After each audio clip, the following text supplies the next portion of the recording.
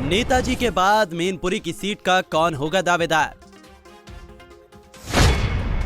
आजम के बाद रामपुर सीट का कौन होगा हकदार?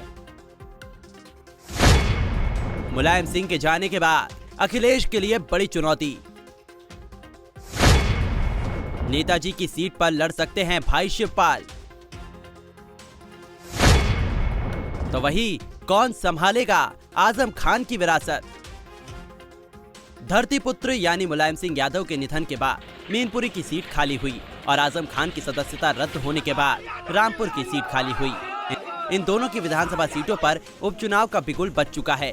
5 दिसंबर को दोनों की सीटों पर वोटिंग होगी और 8 दिसंबर को कुर्सी पर कौन बैठेगा ये तय हो जाएगा। आपको बता दें कि इन दोनों सीटों को समाजवादी पार्टी का किला माना जाता है। पिता मुलायम सिंह के निधन के बाद बेटे अखिलेश के सामने चुनौती ये है कि अखिलेश इन सीटों पर टिकट किसको देंगे, आजम और मुलायम की विरासत को कौन संभालेगा। चलिए पहले बात करते हैं नेताजी की सीट मैनपुरी की। धरती पुत्र मुलायम सिंह यादव का जन्म भले ही इटावा में हुआ हो, लेकिन उनकी कर्मभूमि हमेशा से ही मैनपुरी रही है। मैनपुरी में नेताजी की सियासत ऐसी थी कि 1989 से आज तक लोकसभा चुनाव में मुलायम या उनकी ओर से किसी प्रत्याशी को मात नहीं दे पाया। और अब मैनपुरी को भी यही इंतजार है कि नेताजी विरासत को संभालने के लिए मैदान में कौन उतरता है।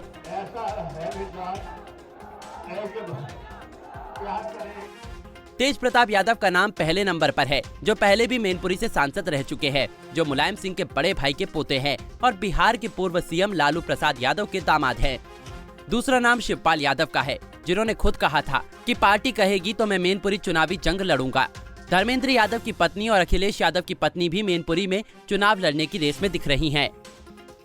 कहा जा रहा है कि इन चारों नामों में से मुलायम सिंह की विरासत को संभालने के लिए मैनपुरी से चुनाव लड़ सकता है। मुलायम के निधन के बाद अखिलेश के सामने चुनौती ये है कि उन्हें पार्टी के साथ परिवार को साधना होगा। मुलायम के बाद मैनपुरी जीतने के लिए बीजेपी पूरी ताकत झोंकने की तैयारी में है। वहीं दूसरी ओर बात करें रामपुर सीट की, तो वहां भी अब देखना है कि एमपी एमएलए कोर्ट से 3 साल की सजा होने के बाद आजम खान की सदस्यता को रद्द कर दिया गया था, जिसके बाद आजम के लिए ये बहुत बड़ा झटका माना गया।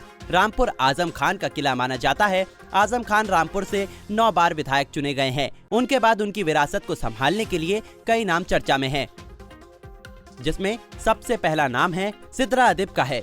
सिद्रा अदिब आजम खान के बड़े बेटे अदिब खान की पत्नी हैं। दूसरा नाम आसिम रजा का है। आसिम आजम के बेहद करीबी माने जाते हैं।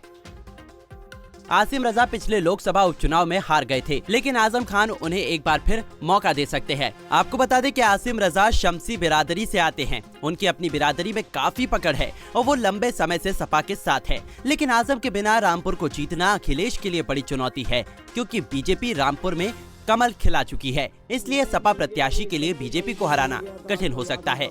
खैर, चुनाव आयोग ने साफ कर दिया है कि 5 दिसंबर को वोटिंग होगी और 8 दिसंबर को किस्मत की पेटी खुलेगी। देखना दिलचस्प होगा कि मुलायम और आजम के गढ़ में जीत का पताका कौन फहराता है। Bureau report, Punjab Kesari TV.